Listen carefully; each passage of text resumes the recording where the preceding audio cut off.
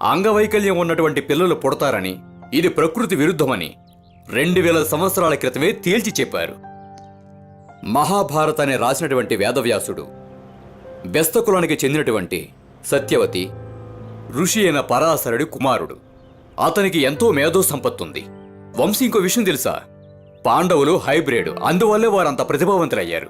క్షత్రియులైన గాంధారి ధృతరాష్ట్రులకు పుట్టిన కౌరవులు బలహీనులయ్యారు.